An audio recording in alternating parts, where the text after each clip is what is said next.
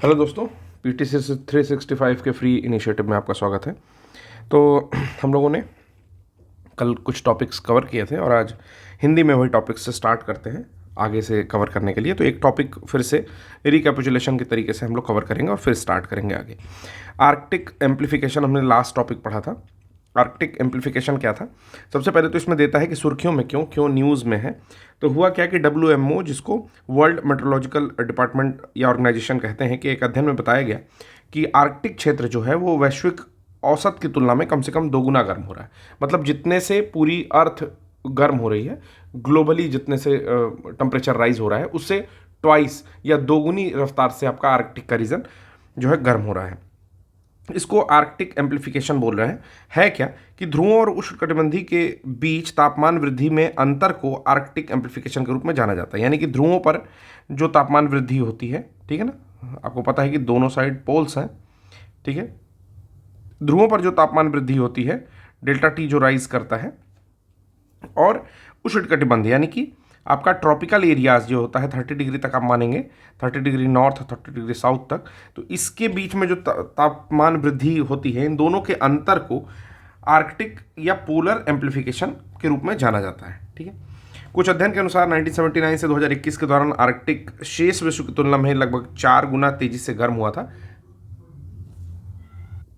Question ये आता है कि जो आर्कटिक का एरिया है वो बाकी मतलब अर्थ के जो बाकी पोर्शंस है उनकी कंपैरिजन में इतना ज़्यादा गर्म क्यों हो रहा है? तो अंटार्कटिक की तुलना में आर्कटिक में पोलर एम्प्लीफिकेशन अधिक हो रहा है। ऐसा क्यों है?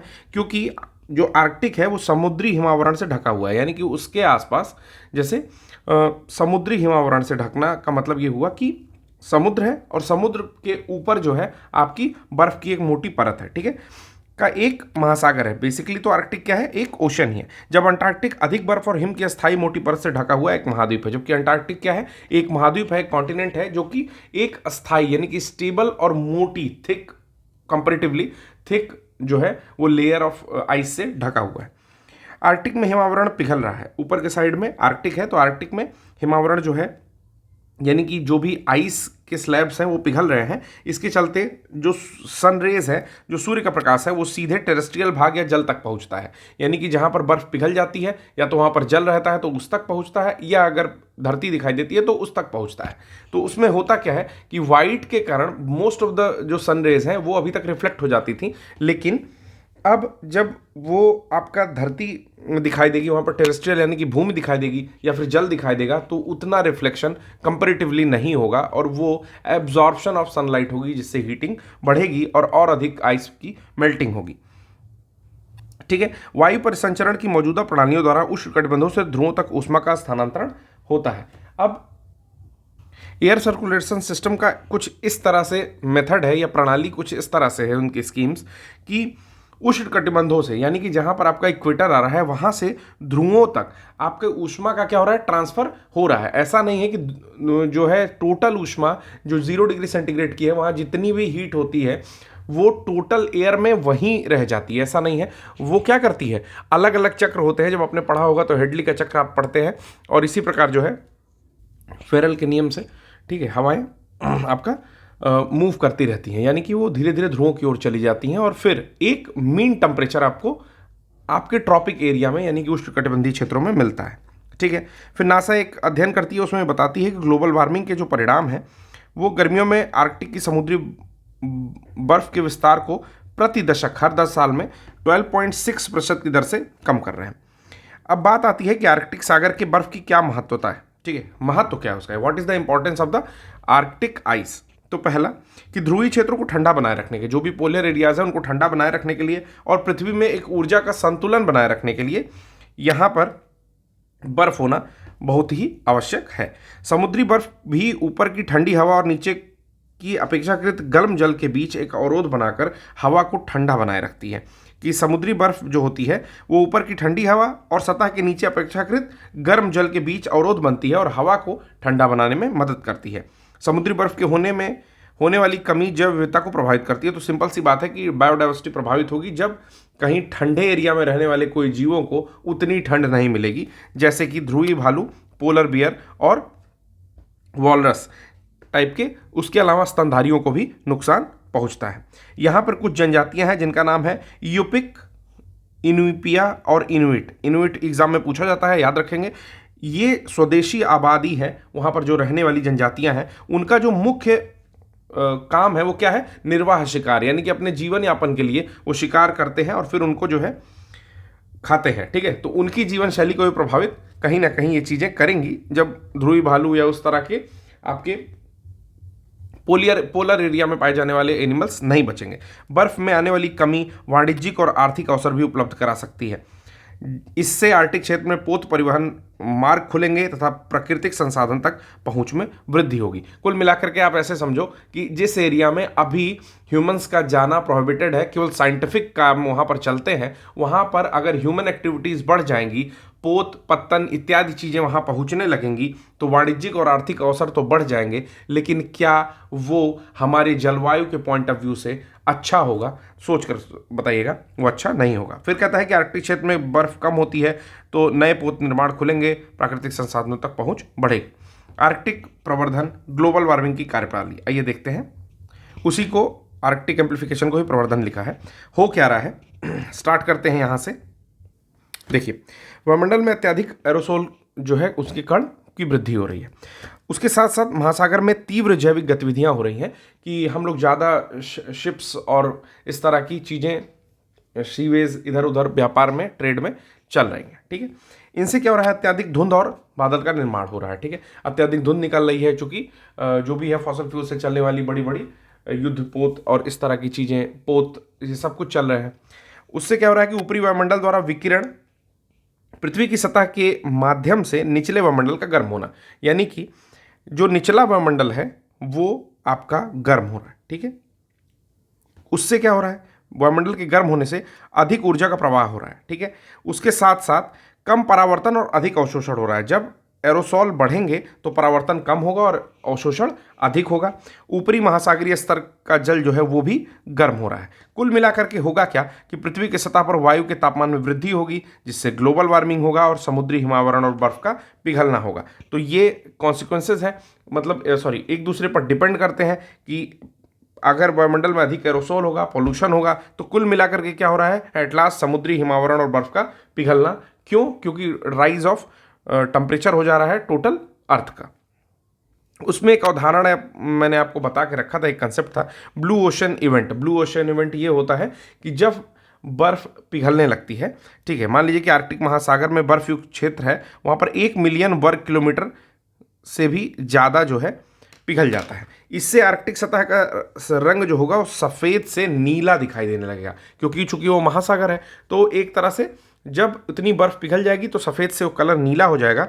और ये जब नीला हो जाएगा तो होगा क्या कि जितना रिफ्लेक्शन होना है सौर विकिरण का, यानी कि सोलर रेडिएशन का, उतना विकिरण नहीं होगा और यहाँ पर क्या हो जाएगा, एब्जॉर्प्शन स्टार्ट हो जाएगा। अंतरिक्ष में परावर्तित सूर्य प्रकाश की मात्रा कम हो जाती है। इससे पृथ्वी पर और अधिक गर्मी बढ़ती है और आर्कटिक के बर्फ को और नुकसान होता है, और फिर जितना पोर्शन नीला दिख रहा था उससे ज़्यादा नीला दिखाई देने लगेगा। नीला क्यों दिखाई दे रहा है?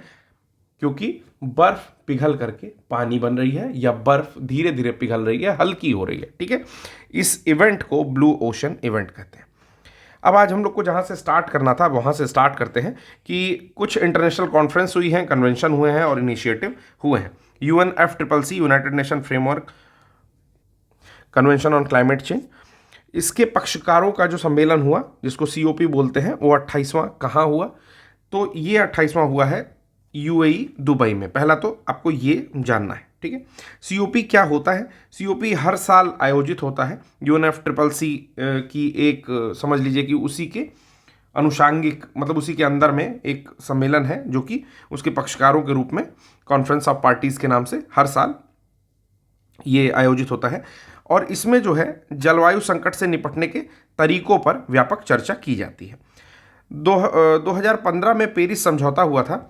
इसके तहत सदस्य देशों द्वारा प्रस्तुत राष्ट्रीय स्तर पर निर्धारित योगदान की समीक्षा करना भी इसका काम है, यानी कि नेशनल डिटरमाइंड कंट्रीब्यूशन की समीक्षा करना भी इसका काम है। इस सम्मेलन में UAE कंसेंसस नामक एक समझौते को अपनाया गया है। अजरबैजान और ब्राज़ील क्रमशः COP 29 और COP30 की मेजबानी करेंगे, यानी कि नेक्स्ट टाइम COP29 जो होगा वो अजरबैजान कंडक्ट करेगा और उसके बाद जब होगा ब्राज़ील कंडक्ट करेगा COP30।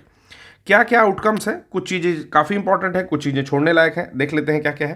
पहला तो ये है कि यहाँ पर फिक्सिंग क्लाइमेट फाइनेंस, यानी कि जलवायु के लिए कुछ वित्त जुटाने की बात की जा रही है। तो हानि एवं क्षति यानी कि लॉस एंड डैमेज कोष की शुरुआत की गई है। इसकी बात हुई थी लास्ट COP में, COP27 में ही किया गया था, जो कि शर्म अल शेख में हुआ था, मिस्र में आयोजित हुआ था। वहाँ पर इस कोष के गठन की घोषणा की गई थी और ये कोष जो है वो गठित हो चुका है। इसका उद्देश्य क्या है कि ऐसे कुछ जलवायु परिवर्तन से जूझ रहे देशों को कुछ मुआवजा देना है। जलवायु परिवर्तन के ऐसे जोखिमों से उत्पन्न होने वाले नकारात्मक परिणाम जो भी होते हैं उसे लॉस एंड डैमेज कहा जाता है। ठीक है, जलवायु परिवर्तन से कुछ ऐसे नकारात्मक परिणाम हो रहे हैं, जैसे सपोज करिए कि आइस के मेल्ट होने से सबसे पहले कुछ ऐसे द्वीप होंगे जो कि डूब जाएंगे। ठीक है, क्यों? क्योंकि वो जल में है और उनका समुद्र तल से जो स्तर है वो मिनिमम है। ठीक है, तो वो डूब जाएंगे। तो वहाँ के लोगों को, जो भी स्थानीय वहाँ के निवासी होंगे, या तो उनको माइग्रेट करना पड़ेगा, किसी देश में उनको सेटल्ड करना पड़ेगा, क्योंकि वो अपनी चीज़ें वहाँ से हटाने में उतने सक्षम नहीं होंगे। ठीक है, या फिर माइग्रेशन में उनके पैसा लगेगा, तो उनके लिए लॉस एंड डैमेज कोष से पैसा निकाला जाएगा। ठीक है, फिर कहता है कि इन जोखिमों में क्या क्या आता है। समुद्र के जल में वृद्धि, जो मैंने बताया, लंबे समय तक चलने वाली हीट वेव्स। अब धीरे धीरे आपको कुछ न्यूज़ में पता भी चल रहा होगा कि अप्रैल 2024 से लेकर के जून 2024 तक बहुत ही भीषण गर्मी या हीट वेव पड़ने वाली है, जिसका धीरे धीरे आप जो है रुझान देखने लगेंगे आगामी महीनों में। फसल की खराब उपज इत्यादि भी शामिल है कि कभी अगर फसल की काफ़ी उपज खराब हो जाए तो लॉस एंड डैमेज फंड से उसको जो है उसकी पूर्ति की जाएगी। 2013 में वार्सा पोलैंड में आयोजित COP19 के दौरान लॉस एंड डैमेज के लिए WIM की स्थापना की गई, जिसको उस समय बोले थे वार्सा इंटरनेशनल मैकेनिज्म। एक सेकेंड, वार्सा इंटरनेशनल मैकेनिज्म। ठीक है, इसकी स्थापना 2013 में बात किया जा रहा था कि वार्सा इंटरनेशनल मैकेनिज्म के मदद से, या मतलब उसकी स्थापना की गई कि आप लॉस एंड डैमेज फंड के लिए भी कुछ सोचें। ठीक है, इसका उद्देश्य था कि विकासशील जो भी डेवलपिंग कंट्रीज़ हैं उनको लॉस एंड डैमेज का कुछ पैसा दिया जाता है, जिससे कि आपका जलवायु परिवर्तन संबंधित जो भी चीज़ें हैं उसका समाधान हो सके। खैर, ये बात ज़्यादा इंपॉर्टेंट नहीं है, इसको हम लोग छोड़ेंगे, आगे चलेंगे। इसे विश्व बैंक के तत्वाधान में स्थापित किया जाएगा। मतलब ये अंडर गाइडेंस इस्टेब्लिश हो रहा है, किसके? वर्ल्ड बैंक के। और वर्ल्ड बैंक जो है 4 वर्ष तक इसके इंट्रिम जो भी अवधि है, इसकी जो भी इंट्रिम टेन्योर है, उसके लिए वित्तीय मध्यस्थता निधि की मेजबानी करेगा। हालांकि इसका प्रबंधन कौन करेगा? एक स्वतंत्र यानी कि इंडिपेंडेंट सेक्रेटेरिएट इसके लिए बन रहा है, जो कि इसके प्रबंध को देखेगा। पैसे या कोष में धनराशि देने की बात किसने किसने कह दी है? तो UAE ने कह दी है, जर्मनी, यूनाइटेड किंगडम, जापान, कुछ डेवलप्ड नेशन से कह दी है कि हम लॉस एंड डैमेज फंड को एक्सेप्ट करते हैं और उसके लिए पैसे देने के लिए भी तैयार है। जलवायु वित्त के तहत हरित जलवायु कोष यानी कि ग्रीन क्लाइमेट फंड, अनुकूलन कोष, एडेप्टिव फंड बोलते हैं, लीस्ट डेवलपमेंट कंट्रीज फंड और स्पेशल क्लाइमेट चेंज फंड के लिए इतने बिलियन डॉलर जुटाए हैं। तो डेटा ये इंपॉर्टेंट नहीं है, ठीक है, बाकी जितनी भी संस्थाएं हैं जिन्होंने पैसे जुटाए हैं वो इंपॉर्टेंट है। वैश्विक जलवायु वित्त फ्रेमवर्क घोषणा पत्र जारी किया गया है, इसे भारत ने इस घोषणा पत्र पर हस्ताक्षर कर दिया है, यानी कि world climate finance framework declaration. ठीक है, अब दूसरा जो एजेंडा था वो क्या है कि लोगों, उनके जीवन एवं आजीविका पर ध्यान केंद्रित करना, focusing on people, lives and livelihoods. ये COP28 के दौरान जो दूसरी चीज़ इंपॉर्टेंट है वो हुई है। पहला क्या हुआ इसमें? दूसरे के फर्स्ट में क्या हुआ कि शर्म अल शेख अडेप्टेशन एजेंडा यानी कि SAA पर पहली कार्यान्वयन रिपोर्ट जारी की गई है। SAA क्या है? शर्म अल शेख अडेप्टेशन एजेंडा। उसके बाद COP28 कृषि, खाद्य, जलवायु पर संयुक्त अरब अमीरात घोषणा पत्र जारी किया गया है। एग्रीकल्चर, फूड एंड क्लाइमेट, इस पर एक डिक्लेरेशन आया है, UAE डिक्लेरेशन। फिर दूसरा क्या किया गया है? क्लाइमेट एंड हेल्थ पर UAE डिक्लेरेशन आया है। क्लाइमेट और हेल्थ वाले में क्या है कि संयुक्त अरब अमीरात द्वारा WHO की भागीदारी इसमें शामिल की गई है। उसके साथ साथ संयुक्त राज्य अमेरिका यानी कि USA, यूनाइटेड किंगडम, ब्राज़ील सहित 120 देशों ने इस पर हस्ताक्षर किए हैं। किसमें? क्लाइमेट एंड हेल्थ पर जो आपका डिक्लेरेशन आया है, UAE डिक्लेरेशन। ठीक है, इसके अलावा COP28 जलवायु राहत यानी कि क्लाइमेट रिलीफ, पुनरुद्धार, रेस्टोरेशन और शांति पर यूएई की घोषणा पत्र जारी किया गया है। ठीक है, कहता है कि global goal on adaptation UAE framework for climate global climate resilience को अपनाया गया है। ये पेरिस समझौते के अंतर्गत अनुच्छेद 2 में उल्लिखित वैश्विक तापमान को सीमित रखने संबंधी लक्ष्य में दीर्घकालिक अनुकूल प्रयास का मार्गदर्शन करता है। ठीक है, इसमें से कुछ चीज़ें आपको समझ में आ गई होंगी। मैं एक बारी फिर से रिकैपिचुलेट करता हूं कि पहला काम ये लोग ये कर रहे हैं कि लॉस एंड डैमेज फंड की शुरुआत कर दिए हैं, जिसकी बात हो गई थी। आपके जो भी लास्ट आपका सीओपी हुआ था 27, ठीक है, वो कहाँ पर हुआ था? शर्म एल शेख इजिप्ट में।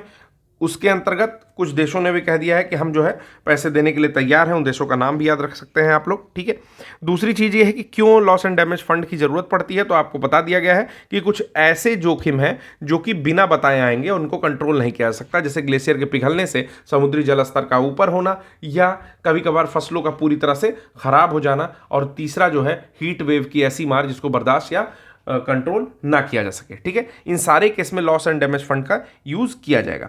इसको वर्ल्ड बैंक के तत्वाधान में स्थापित किया जा रहा है, लेकिन 4 साल के लिए वर्ल्ड बैंक इसको देखेगा, लेकिन इसका जो मेन मैनेजमेंट बॉडी होगी वो एक इंडिपेंडेंट सेक्रेटेरिएट के थ्रू होगा।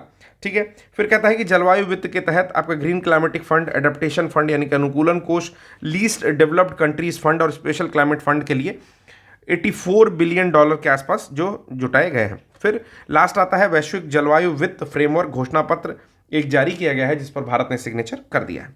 दूसरा चीज़ ये है कि लोगों के जीवन आजीविका और पर ध्यान केंद्रित करना है, यानी कि पीपल लाइफ्स एंड लिवलीहुड्स पर ध्यान केंद्रित करना है। इसके तहत SAA पर पहली कार्यान्वयन रिपोर्ट जारी की गई है, यानी कि शर्म अल शेख एडेप्टेशन एजेंडा पर पहली कार्यान्वयन रिपोर्ट जारी की गई है। इसमें आपका एग्रीकल्चर, फूड और क्लाइमेट पर एक घोषणा पत्र जारी किया गया है, जिसका नाम है संयुक्त अरब अमीरात घोषणा पत्र, यानी कि यूएई डिक्लेरेशन।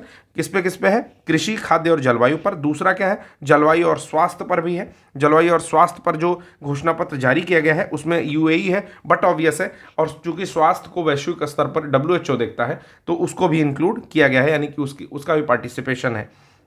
नेक्स्ट कहता है कि उसी वाले पर, यानी कि स्वास्थ्य वाले पर ही संयुक्त राज्य अमेरिका यानी कि USA, उसके बाद UK, ब्राज़ील सहित 120 देशों ने हस्ताक्षर किए हैं। इंपॉर्टेंट पॉइंट ये है कि भारत ने अभी हस्ताक्षर नहीं किए हैं, यानी कि जलवायु और स्वास्थ्य पर संयुक्त अरब अमीरात घोषणा पत्र में अगर आपसे पूछता है, 2 क्वेश्चन बना करके पूछता है, मैं क्वेश्चन आपके लिए बना रहा हूँ।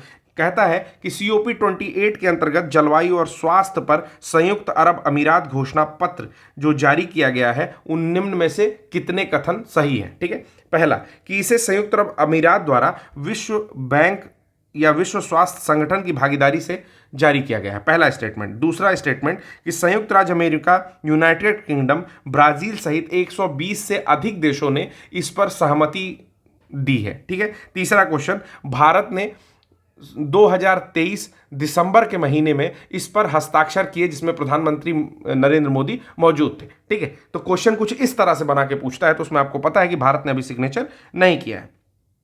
ठीक है, तो ये कुछ चीजें थी जो मैंने आपको बताई। इसके अलावा under pinning everything with fully inclusivity, यानी कि पूरी समावेशता के साथ हर पक्ष को शामिल करने के लिए एक युवा जलवायु चैंपियन की नियुक्ति की जाएगी, ये चीज याद रखिएगा। उसके अलावा COP 28 gender responsive just transition and climate action partnership को भी लॉन्च किया गया है। तो ये दोनों पॉइंट भी कहीं नोट डाउन करिएगा कि gender responsive just transition and climate action partnership. ठीक है, इसके अलावा युवा जलवायु चैंपियन, यूथ क्लाइमेट चैंपियन की नियुक्ति भी की जाएगी। ये करेगा क्या कि COP प्रेसिडेंसी और युवा हितधारकों के बीच मौजूदा जो अंतराल है, यानी कि युवाओं को लेकर के उसके बीच में जो भी अंतराल है, जो भी गैप है, उसको भरने का प्रयास करेगा। इसके अलावा COP 28 में बहुत सारी रिपोर्ट जो है जारी की गई हैं, जिनमें से जो भारत से संबंधित है वो हम कुछ पढ़ लिए हैं और कुछ हम लोग पढ़ लेंगे। ठीक है, एक रिपोर्ट इसमें इंपॉर्टेंट है जो हम लोग यहां पर देख लेंगे। इसका नाम है an eye on methane report. ये क्या है? प्रकाशित की गई ये सीधे IMEO के द्वारा, यानी कि इंटरनेशनल मीथेन एमिशन ऑब्जर्वेटरी एक संस्था है, उसके द्वारा प्रकाशित की गई है। ये जो संस्था है IMEO, ये काम करती है आपका UNEP यानी कि संयुक्त राष्ट्र पर्यावरण कार्यक्रम, यूनाइटेड नेशन एनवायरनमेंट प्रोग्राम के अंतर्गत। इसकी स्थापना 2021 में G20 लीडर्स समिट के दौरान की गई थी। इस रिपोर्ट के जरिए नीति निर्माताओं को मीथेन उत्सर्जन को ट्रैक करने और उसकी निगरानी के लिए कार्यवाही की एक रूपरेखा प्रदान की जाती है। इससे वो मीथेन के शमन के लिए यानी कि उसको मिटिगेट या कम करने के लिए लक्षित और महत्वाकांक्षी उपायों की योजना बनाने में सक्षम हो पाते। तो इसको याद रखिएगा, काफ़ी इंपॉर्टेंट है। इस पर भी एक क्वेश्चन फॉर्म कर दे रहा हूँ कि COP28 के दौरान क्वेश्चन फॉर्म कर रहा हूं मैं, आप लोग ध्यान से सुनिएगा। COP28 के दौरान मीथेन के उत्सर्जन को ट्रैक करने को लेकर के एक रिपोर्ट प्रकाशित की गई जिसका नाम एन आई ऑन मीथेन था। ठीक है, पहला। दूसरा इसी में स्टेटमेंट है कि ये report international methane emission observatory के द्वारा प्रकाशित की जाती है। तीसरा, ये रिपोर्ट पिछले 10 साल से हर जून के महीने में प्रकाशित की जाती है क्योंकि उस समय मीथेन का उत्सर्जन सर्वाधिक होता है। चौथा, ये रिपोर्ट प्रकाशित करने वाली संस्था IMEO UNEP के अंडर में काम करती है। ठीक है, तो इसमें आपको एक क्वेश्चन मिल गया कि चूंकि ये 2021 में लीडर समिट के दौरान आई थी, G20 का जो लीडर समिट हुआ था, तो पिछले 10 साल से प्रकाशित नहीं हो रही है। इस प्रकार क्वेश्चन बना के जब आप कोई टॉपिक सॉल्व करना की कोशिश करेंगे तो आपको समझ में आएगा कि किस तरीके से चीज़ें हिट करती हैं। ठीक है, नहीं तो ऐसे आप जनरल पढ़ोगे तो कभी जनरल याद नहीं रहेगा, लेकिन खुद से क्वेश्चन बनाओ और मेरे लेक्चर को 1-2 बार सुन लो तो फिर उससे काम चल जाता है। ठीक है, फिर आता है कि जलवायु परिवर्तन पर संयुक्त राष्ट्र फ्रेमवर्क कन्वेंशन UNFCCC के बारे में थोड़ी सी इंफॉर्मेशन ले लेते हैं। हालांकि आप सभी लोगों को कुछ ना कुछ चीज़ें पता होंगी, लेकिन जो पहली बार देख रहे हैं उनके लिए थोड़ा सा बता देता हूं। तो यूनाइटेड नेशन फ्रेमवर्क, संयुक्त राष्ट्र framework convention on climate change के बारे में क्या है कि ये एक अंतर्राष्ट्रीय पर्यावरण संधि है। पहले तो ये इन्वायरमेंट के लिए एक ट्रीटी है। ये इसका उद्देश्य क्या होता है कि ग्लोबल वार्मिंग से जो भी प्रभाव हो रहा है या जो ग्रीन हाउस गैसेस बन रही हैं उनके जो प्रभाव हैं उनको कम करना या उत्सर्जन में कमी लाना। ठीक है, उत्पत्ति कब होती है? तो ये उत्पत्ति होती है आपका, तो ये जो है पर्यावरण और विकास पर संयुक्त राष्ट्र सम्मेलन जो मैंने बताया, ये है United nation conference on environment and development. ये हुआ था 1992 में। और आपको पता होगा, और नहीं पता है तो जान जाइए कि 1992 वाले जो सम्मेलन है उसको, मतलब जो ये सम्मेलन हुआ था, इसको बोलते थे अर्थ समिट। काफ़ी महत्वपूर्ण है अर्थ समिट, पृथ्वी के शिखर सम्मेलन के नाम से भी जाना जाता है। और इसी के दौरान UNFCCC की जो है उत्पत्ति होती है। सचिवालय कहाँ है? बॉन, जर्मनी में, याद रखिएगा। इसके टोटल 197 सिग्नेटरी या पक्षकार देश है। इसमें सबसे प्रमुख क्या है? पेरिस समझौता 2015 में अपनाया गया था और ये पूरी तरह से बाइंडिंग नेचर का है। ठीक है ना, बाइंडिंग मतलब इस पर सिग्नेचर करने वाले जितने भी देश हैं वो बाध्य हैं इसके कानून को मानने के लिए। ठीक है, इसने कहा क्या था कि वैश्विक औसत तापमान की वृद्धि को पूर्व औद्योगिक स्तर, मतलब प्री इंडस्ट्रियल एज, जब औद्योगिकरण शुरू हुआ था उसके पूर्व औद्योगिक स्तर से 2 डिग्री सेंटीग्रेड के नीचे लाना है। 2 डिग्री सेंटीग्रेड, फॉरेनहाइट में नहीं है। ठीक है, और तापमान वृद्धि को 1.5 डिग्री सेंटीग्रेड तक सीमित करना है। तो 2 इसमें स्टेटमेंट कहती है। पहली स्टेटमेंट यह है कि जब भी प्री इंडस्ट्रियल एज की बात आएगी तो वहां से 2 डिग्री सेंटीग्रेड के नीचे बनाए रखना है। और जब आपका अभी टेम्परेचर इंक्रीमेंट की बात आएगी या टेम्परेचर राइज की बात आएगी, ठीक है, तो वहां पर आपका कहते हैं कि 1.5 डिग्री सेंटीग्रेड तक सीमित रखने का प्रयास किया जाएगा। दूसरा इसमें जो इंपॉर्टेंट है वो है क्योटो प्रोटोकॉल। रुक जाइए, इसके अंतर्गत आता है पेरिस समझौता, क्योटो प्रोटोकॉल। क्योटो प्रोटोकॉल है 1997 में अपनाया गया था, 2005 में लागू होता है। यह औद्योगिकृत देश, जो भी इंडस्ट्रियलाइज कंट्रीज हैं और संक्रमणशील अर्थव्यवस्थाओं को अपने अपने सहमत लक्ष्यों के अनुसार GHG यानी कि ग्रीन हाउस गैस उत्सर्जन को सीमित या कम करने हेतु प्रतिबद्ध करता है। सपोज करिए, औद्योगिकृत देश मतलब जिनके पास उद्योग धंधे 1997 से लेकर के 2005 के बीच में पूरी तरह से जो है डेवलप्ड कंट्रीज की बात कर रहा है। ठीक, और दूसरा कह रहा है संक्रमणशील अर्थव्यवस्था, जैसे भारत धीरे धीरे उस समय जो है राइज कर रहा था। ठीक है, वहां पर उद्योग धंधे अभी लग रहे हैं। तो भारत कहेगा कि मुझे थोड़ी सी ग्रीन हाउस गैसेस अधिक उत्पादित करने दो, क्योंकि तभी तो मेरे वहां भी उतने उद्योग धंधे लग पाएंगे और चीजें आपके जैसे डेवलप्ड कंट्रीज की कैटेगरी में मैं पहुंच पाऊंगा। और डेवलप्ड कंट्रीज को यह कहा जाता है कि चूंकि आप डेवलप कर चुके हैं तो आप उतना ज्यादा पोल्यूशन मत करिए, लेकिन कोई मानने को एग्जैक्टली तैयार नहीं है। ठीक है, इसके तहत जो निर्धारित प्रतिबद्धताएं थी वो 2020 में समाप्त हो गई हैं। इसके अलावा UNFCCC सचिवालय ने momentum for change climate neutral now को लॉन्च किया। ये चीज याद रखेंगे, मोमेंटम फॉर, एक second, momentum for change climate neutral now को लॉन्च किया है। अब इसमें कुछ कुछ पॉइंट्स हैं, जैसे कहता है कि इस पहल में ये जो momentum for change climate neutral now पहल है, इसमें व्यक्ति, कंपनी और सरकारों से 3 चरणों की सहायता से क्लाइमेट न्यूट्रलिटी को प्राप्त करने का आग्रह किया गया है। इन 3 चरणों में क्या क्या है कि क्लाइमेट फुटप्रिंट को मापना, जो भी क्लाइमेट में आपका फुटप्रिंट बन रहा है, यानी कि जो भी उत्सर्जन के कारण जो स्थिति पैदा हो रही है उसको मापना है, उत्सर्जन को कम करना है और इसको ऑफसेट करना है, यानी कि जो स्थिति चल रही है उससे दूर ले जाना है, ऐसे समझिए, ठीक है ना। मतलब कि कुल मिला के मिटिगेट ही करने का काम कहा जा रहा है, ऑफसेट करना है, ठीक है। फिर कहता है कि क्लाइमेट न्यूट्रलिटी होती क्या है, या उन उत्सर्जनों को संतुलित करके net zero green house gas उत्सर्जन प्राप्त करने का विचार है, जो ग्रह के प्राकृतिक अवशोषण के माध्यम से हटाए गए उत्सर्जन के बराबर है, ठीक है। यानी कि जैसे प्राकृतिक रूप से कुछ उत्सर्जन को पृथ्वी खुद से हटाती है, सेम इतना ही उत्सर्जन जो है आपको संतुलित करना है और नेट जीरो कहलाने लगेगा वो, क्योंकि आप ग्रीन हाउस गैस उत्सर्जन को बिल्कुल क्या कर देंगे कि जीरो पे ले आ देंगे।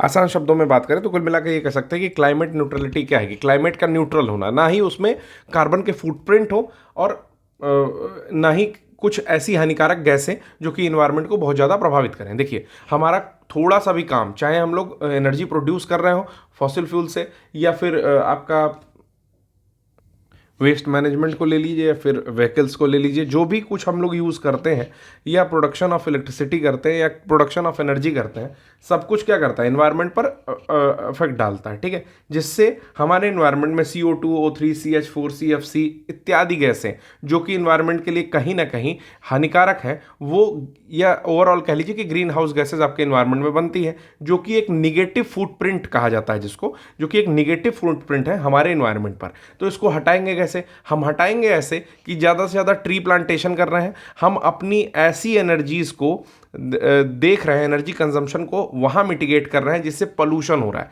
जैसे मान लीजिए कि फॉसिल फ्यूल से या कोल आधारित संयंत्र जो हैं वो अधिक पोल्यूशन के बाद आपको इलेक्ट्रिसिटी प्रोड्यूस कर रहे हैं, तो उसको रिप्लेस कर देना चाहिए हम लोग के रीन्यूएबल एनर्जीज से, यानी कि सोलर एनर्जी से, विंड एनर्जी से, जियोथर्मल से, टाइडल एनर्जी से, या फिर न्यूक्लियर एनर्जी भी एक तरह की क्लीन एनर्जी है, उससे रिप्लेस कर देना चाहिए। तो होगा क्या कि अभी तक जो निगेटिव फुटप्रिंट्स आपके एनवायरनमेंट में पड़े थे, धीरे धीरे वो कम होने लगेंगे। उसके साथ साथ इलेक्ट्रिसिटी की बचत करनी चाहिए। डिफरेंट टाइप्स हैं कि आप कुछ स्पेसिफिक मशीनों में चेंज कर सकते हैं, ज़्यादा बेटर बना सकते हैं उनको, ठीक है, जिससे कि इम्पैक्ट कम हो एनवायरनमेंट पर।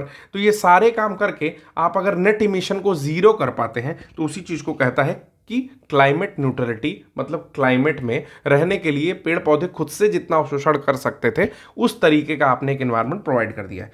क्लाइमेट फुटप्रिंट मैंने आपको बता ही दिया कि क्लाइमेट पर पड़ने वाले दूषित प्रभाव जो हैं आपके डिफरेंट गैसेस के, वही आपका क्लाइमेट फुटप्रिंट कहलाएगा, यानी कि GHG की वायुमंडल में कुल मात्रा दूसरे तरीके से। अब है UNFCCC जो है आपका, यानी कि United nation convention on climate change. इसके द्वारा कई सारी रिपोर्ट जारी की जाती हैं। पहले रिपोर्ट का नाम पढ़ लेते हैं, यानी कि technical report on the global stocktake. तो पहला तो रिपोर्ट ये जारी करता है कि technical report on the global stocktake जारी करता है। दूसरा क्या है कि पेरिस समझौते के तहत सिंथेसिस रिपोर्ट, यानी कि पेरिस एग्रीमेंट सिंथेसिस रिपोर्ट जारी करता है। तो 2 रिपोर्ट है, दोनों को पढ़ लेते हैं।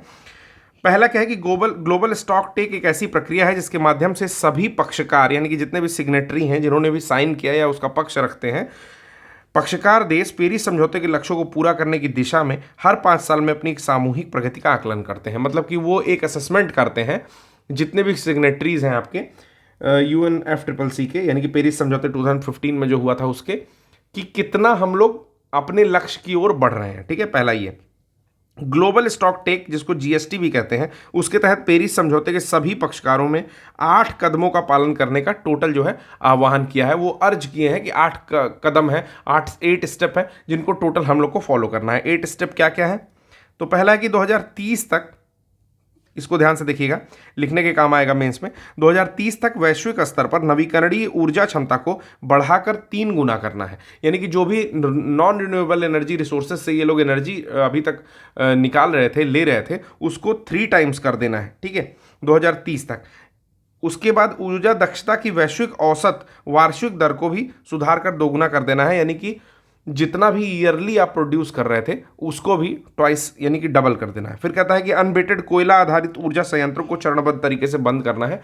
ऐसे कोल बेस्ड आपके प्लांट्स जो कि मतलब कि अनएबिटेड का मतलब यहां पर ये हो रहा है कि ये लोग CO2 के इमिशन को कम करने के लिए ना कोई काम नहीं कर रहे, मतलब ये हाथ पे हाथ रख के बैठे हैं कि मैं क्या कर सकता हूं। ठीक है, तो अनएबिटेड जितने भी कोल प्लांट्स हैं उनको धीरे धीरे क्या करना है, चरणबद्ध तरीके से आपका बंद करना है या उसकी दिशा में प्रयास को तेज करना है। तीसरा कदम है कार्बन उत्सर्जन नहीं करने वाले या कम कार्बन उत्सर्जन करने वाले ईंधन का उपयोग बढ़ा देना है। इस सदी के मध्य तक या उससे पहले नेट जीरो उत्सर्जन करने वाली ऊर्जा प्रणालियों को अपनाने की दिशा में वैश्विक प्रयासों में तेजी लाना है। यानी कि ऐसे बहुत सारे ईंधन हैं जो कि कार्बन इमिशन कम करते हैं या नहीं करते हैं। ठीक है, तो अगर कर रहे वाले मतलब जो ऐसे ईंधन है जो कि कर रहे हैं, ऐसे फ्यूल्स हैं जो कि कार्बन इमिशन कर रहे हैं, उनको रिप्लेस कर देंगे कम कार्बन इमिशन करने वाले फ्यूल से। तीसरी चीज है कि ऊर्जा प्रणालियों में जीवाश्म ईंधन के बजाय स्वच्छ ईंधन को अपनाने के लिए यानी कि फॉसिल फ्यूल को हम लोग धीरे धीरे रिड्यूस करेंगे और उनकी जगह जो भी क्लीन एनर्जी या क्लीन एनर्जी रिसोर्सेज हैं उनको यूज़ करेंगे। जैसे आप देख रहे होंगे कि पहले डीजल की ऑटोज चलती थी, अभी हम लोग ग्रीन ऑटो CNG की चला रहे हैं। इसके अलावा बायोगैस की भी चलाने की कोशिश है। फिर आपके इलेक्ट्रिक वाहन आ गए हैं जो कि कम पॉल्यूशन कर रहे हैं एनवायरमेंट में।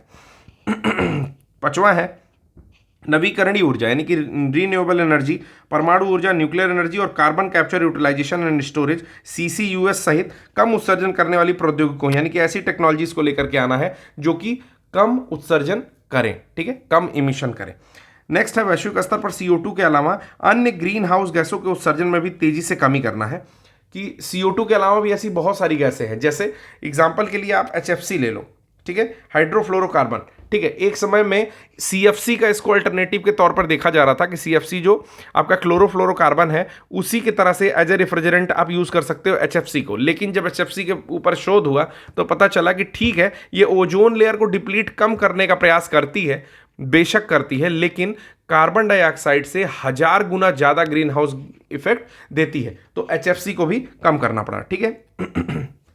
नेक्स्ट है कि सड़क परिवहन के चलते होने वाले उत्सर्जन में कमी लाने के प्रयासों में तेजी। मतलब सड़क परिवहन के कारण भी बहुत सारा इमिशन होता है। आपको पता है कि इतनी सारी गाड़ियां हो गई हैं कि दिल्ली में ऑड इवन आया था, हालांकि वो पूरी तरह से सक्सेसफुल नहीं रहा, लेकिन कभी कभी आप लोग से आग्रह किया जाता है कि अगर आप जो रोडवेज सर्विसेज होती हैं यानी कि जो स्टेट सर्विसेज हैं ऐसी ट्रांसपोर्ट की, उसको ज़्यादा से ज़्यादा यूज़ करने का प्रयास करिए। ठीक है, या फिर मतलब उसको क्या बोलते हैं कि पूल टैक्सीज यूज़ करिए कि अपनी अपनी गाड़ी लेने की जगह अगर 4 लोग किसी वर्क पर जाते हैं और चारों लोग अपनी गाड़ी चलाते हैं, ठीक है, सपोज करिए वो EV नहीं है, तो क्या करिए, कोशिश करिए कि पूल कर ले, यानी कि एक ही आदमी की गाड़ी में चारों लोग हो जाए। अगला है कि जीवाश्म ईंधन की खपत को बढ़ावा देने वाली सब्सिडी के चरणबद्ध रूप से समाप्त करना। यानी कि पहले क्या होता था कि ठीक है 100 रुपए का पेट्रोल जो अभी मिल रहा है लोग चिल्लाते हैं, तो सब्सिडी धीरे धीरे क्या हो रही है, समाप्त हो रही है। पहले 20 रुपए का पेट्रोल मिलता था, 80 रुपए सरकार सब्सिडी देती थी। अभी क्या कर रही है कि सारी सब्सिडी उसने छीन ली है या छीनने की कोशिश कर रही है। ठीक है, तो एक तरह से तो बुरा लगता है कि पेट्रोल के दाम इतने बढ़ गए, लेकिन अगर दूसरी ओर देखोगे तो तुम जरूर ना जरूर किसी और अल्टरनेटिव फ्यूल्स पे डिपेंडेंसी करना चाहोगे, EV लेना चाहोगे या फिर CNG से चालित वाहन लेना चाहोगे, तो कहीं ना कहीं एनवायरमेंट को उससे फायदा है। ठीक है, फिर कहता है कि बॉन जलवायु बैठक के दौरान, जो बॉन क्लाइमेट आपका सीटिंग थी, उसके दौरान ग्लोबल स्टॉक टेक के लिए ड्राफ्ट फ्रेमवर्क जारी किया गया था। ठीक है, दूसरा जो था पेरिस समझौते के तहत सिंथेसिस रिपोर्ट एक आई है 2013 में। नवीनतम NDCs के लागू होने के बाद 2010 के स्तर की तुलना में 2030 तक उत्सर्जन में लगभग 8.8 की बढ़ोतरी होगी। 40% पक्षकारों ने NDC के अनुकूलन यानी कि एडेप्शन संबंधी घटकों में स्थानीय समुदायों की भूमिका और देशज लोगों के अधिकारों का उल्लेख किया है। NDC क्या नेशनली डिटरमाइंड कंट्रीब्यूशन था। ठीक है, तो कह रहा है कि 2010 के स्तरों की तुलना में अगर देखा जाएगा तो 2030 तक उत्सर्जन में लगभग 8.8% की बढ़ोतरी हो चुकी है। ठीक है, और उसमें जो है एडेप्टेशन संबंधी घटकों में देखा जा रहा है कि जो भी स्थानीय लोग हैं, ठीक है, उनकी भूमिका और देशज लोगों के अधिकारों का भी कुछ उल्लेख ये लोग कर रहे हैं। ठीक, तो जिसमें पहला वाला जो टॉपिक था 8 कदम, वो आपके मेंस के लिए इंपॉर्टेंट हो सकता है। तो ये चीज़ याद रखिएगा कि अगर ग्लोबल स्टॉक टेक का नाम आता है तो आप बता सकें कि ग्लोबल स्टॉक टेक क्या प्रक्रिया है और किस तरह से पेरिस समझौते के तहत जितने भी देश हैं वो अपने एक 5 वर्षीय लक्ष्य को लेकर के आते हैं कि कितना फुलफिल हुआ नहीं हुआ, और 8 कदम के तहत या 8 स्टेप के तहत उस चीज़ को मेजर करने का प्रयास करते हैं। अगला आता है COP28 में शुरू की गई, बहुत पहले बहुत ज़्यादा है, जो भारत के द्वारा शुरू की गई वो मैं आपको यहाँ पर डिस्कस कर दूंगा क्योंकि वो काफ़ी इंपॉर्टेंट होने वाली है। एक सेकंड मैं एक बारी देख लूँ। ठीक है, बेसिकली तो यहाँ से भारत की भूमिका ज़्यादा अच्छी है, लेकिन कुछ न्यूज़ यहाँ की भी देख लेते हैं, काफ़ी इंपॉर्टेंट साबित हो सकती है आने वाले एग्जाम्स में। ठीक है, तो पहला देखते हैं कि वैश्विक ग्रीन क्रेडिट पहल यानी कि global green credit initiative GGCI जिसको बोल रहे हैं, ग्रीन क्रेडिट इनिशिएटिव स्टार्ट किया गया है किसके द्वारा? तो भारत के द्वारा। पहली चीज़ याद रखिए कि GGCI यानी कि green global green credit initiative किसके द्वारा स्टार्ट किया गया? भारत के द्वारा। GGCI यानी कि ग्लोबल ग्रीन क्रेडिट इनिशिएटिव आपसी संवाद, सहयोग और नवीन पर्यावरणीय कार्यक्रमों और साधनों के आदान प्रदान के लिए एक अंतर्राष्ट्रीय मंच के रूप में, मतलब ठीक है कि कुछ चीज़ें, कुछ ऐसे कार्यक्रम को संपादित कराएगा जो कि पर्यावरण के लिए आपके इंपॉर्टेंट है। इससे प्रकृति के पारिस्थितिक रूपांतरण के लिए वैश्विक मंच के नाम से भी जाना जाता है। ठीक है, तो एक तरह का ग्लोबल प्लेटफॉर्म है किसके लिए? इकोलॉजिकल ट्रांसफॉर्मेशन ऑफ नेचर के लिए। ठीक है, मुख्य उद्देश्य क्या होता है GGCI का?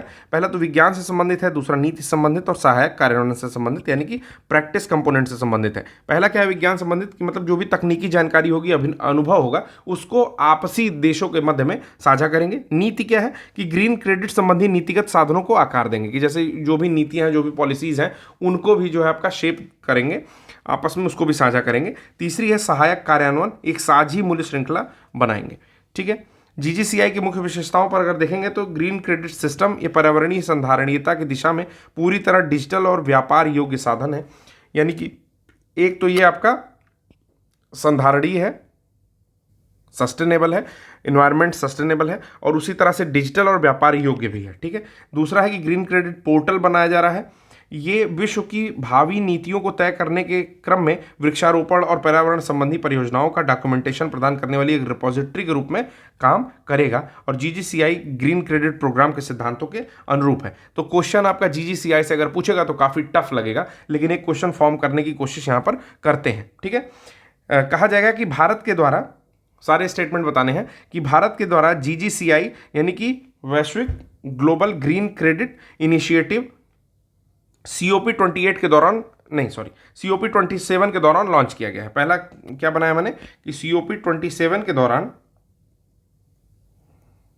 भारत ने GGCI लॉन्च किया। ठीक, पहला ये आ गया। दूसरा होगा कि ये GGCI जो है वो ग्रीन क्रेडिट प्रोग्राम के सिद्धांतों के अनुरूप है। तीसरा इसमें पॉइंट होगा यानी कि GGCI ग्रीन क्रेडिट प्रोग्राम के अनुरूप है या उसके सिद्धांतों के अनुरूप है। और तीसरा पॉइंट इसमें होगा कि GGCI के अंडर में GGCI ग्रीन क्रेडिट पोर्टल जो कि उसकी नीतियों और पर्यावरण संबंधी परियोजनाओं का डॉक्यूमेंटेशन करेगी, एक रिपोजिटरी के रूप में काम करेगा।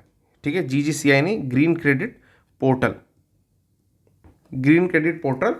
काम करेगा। ठीक है, तो इसमें आपको पता है कि COP27 के दौरान नहीं हुआ है, COP28 के दौरान हुआ है और भारत ने ही लॉन्च किया है GGCI। तो पहला तो ये क्वेश्चन मैंने फॉर्म कर दिया। दूसरा क्या हुआ है दूसरा हुआ है ग्लोबल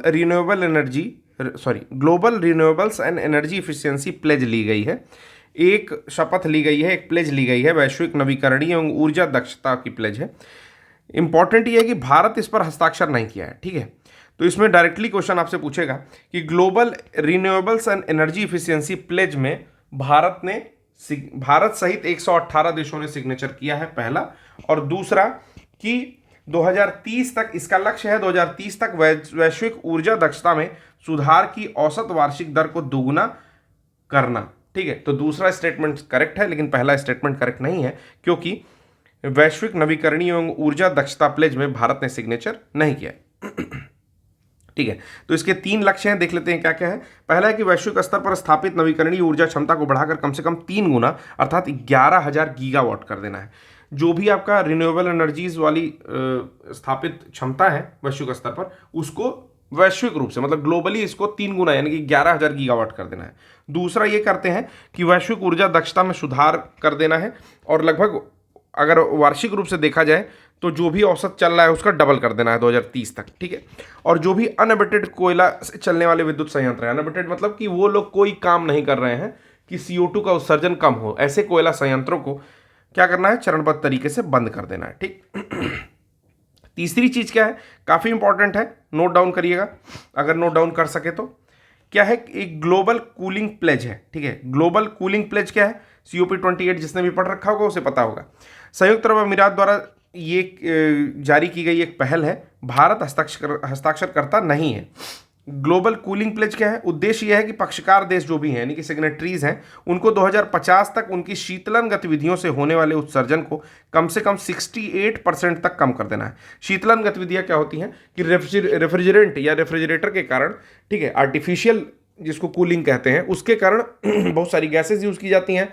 जैसे मैंने अभी बताया कि HFC अगर यूज़ कर रहे हो तो 1000 टाइम्स जो है वो ज़्यादा हार्मफुल है, ग्लोबल वार्मिंग के लिए रिस्पॉन्सिबल है। तो ऐसी स्थिति में उनको क्या करना है, उनकी यूसेज को कम कर देना है। पहला काम तो ये करना है, 68% तक कम करना है। कब तक, 2050 तक का लक्ष्य दिया गया है, यानी कि इसको आप ऐसे लिखेंगे 2050 68%, ठीक है ना, ग्लोबल कूलिंग प्लेज GCP। ठीक है, 2030 तक 2030 तक कूलिंग की संधारणीय पद्धतियों को उपलब्धता को बढ़ाना। संधारणीय पद्धतियां क्या है, संधारणीय पद्धति का मतलब हो गया कि जो भी सस्टेनेबल आपका मेथड होगा। ठीक है, जैसे पहले के लोग क्या करते थे कि भाई ठंडे पानी पीने की आदत है, क्योंकि ठंडा पानी पीना है, तो पहले के लोग आपका घड़ा यूज़ करते थे। घड़े में इवेपोरेशन के थ्रू ठीक है, क्या होता था, पानी ठंडा हो जाता था। अब रेफ्रिजरेटर चल गया तो पानी ज़्यादा ठंडा हो जाता है, बट घड़े का पानी भी ठीक ठाक ठंडा होता है। तो एक संधारणीय, मैं बस ऐसे ही आपको बता दिया कि एक संधारणीय पद्धति ये भी हो सकती है कि आप काम भर का ठंडा पानी वहाँ से प्राप्त कर लें। ठीक। नए एयर कंडीशनर की वैश्विक औसत दक्षता को 50% तक बढ़ाना, कि कोई भी नया एयर कंडीशनर अगर आ रहा है तो जो भी उसकी ग्लोबल एवरेज एफिशिएंसी है उसको 50% तक इंक्रीज कर दो, यानी कि कम ऐसी गैसेस का यूज हो जो पहले कम इमिशन प्रोड्यूस करे, उसके बाद उसको ज़्यादा देर तक ठंडा रखे। ठीक है ना, ऐसा सर्कुलेशन हो कि ज़्यादा देर तक ठंडा रखे। उसके लिए आपको रेफ्रिजरेशन का थोड़ा टॉपिक अगर मालूम होता तो समझाने में ज़्यादा आसानी होती। तीसरी चीज़ है keeping it chill, how to meet cooling demands while cutting emissions, शीर्षक से जारी ग्लोबल कूलिंग वॉच रिपोर्ट 2023 वैश्विक शीतलन प्रतिबद्धता को समर्थन करती है। यह रिपोर्ट संयुक्त राष्ट्र पर्यावरण कार्यक्रम UNEP के नेतृत्व में कूल कोएलिशन ने जारी की है। ठीक है, तो काफ़ी इंपॉर्टेंट रिपोर्ट है। रिपोर्ट का नाम पूछता है कि किसने जारी की, तो रिपोर्ट का नाम क्या है, फिर से रिपीट कर रहा हूँ, keeping it chill, how to meet cooling demands while cutting emissions. ठीक है, मैं लिख देता हूँ।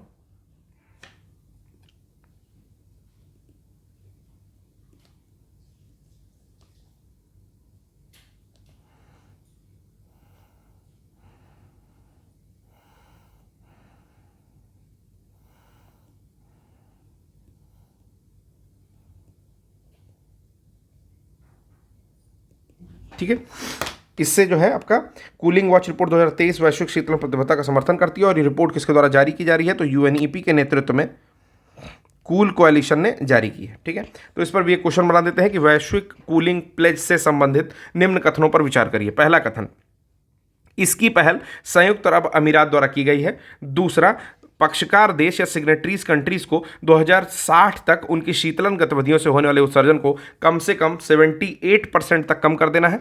तीसरा जो इसमें स्टेटमेंट दे रहा है कि भारत ने इसमें एस जयशंकर की उपस्थिति में UAE में सिग्नेचर किया। चौथा, कि नए एयर कंडीशनर की वैश्विक औसत दक्षता 50% तक बढ़ाना इसका क्या है, एक टारगेट है। ठीक है, तो इसमें कौन से स्टेटमेंट्स करेक्ट हैं वो माइंड में आपके बन गया होगा कि पहला तो 2050 तक करना है, दूसरा 68% करना है, तीसरा कि ऐसी टेक्नोलॉजीज लानी है जो 50% ज़्यादा आपका इफिशियंट हो, ऐसे एयर कंडीशनर लाने हैं, और संधारणीय पद्धतियों का भी उपलब्धता बढ़ाना होगा 2030 तक, ऐसा कहा गया है। Keeping it chill, how to meet cooling demands while cutting emissions नाम से एक रिपोर्ट जारी की गई है। UNEP का नेतृत्व कर रहा था, कूल कोएलिशन ने जारी की है। ठीक है, फिर आता है OGCD, ये हम लोग नहीं पढ़ रहे हैं, ऑयल एंड गैस डिकार्बनाइजेशन। ठीक है, नेक्स्ट है अफ्रीका हरित औद्योगिकरण पहल। तो अफ्रीका एक इंपॉर्टेंट कंट्री है, चलिए पढ़ लेते हैं।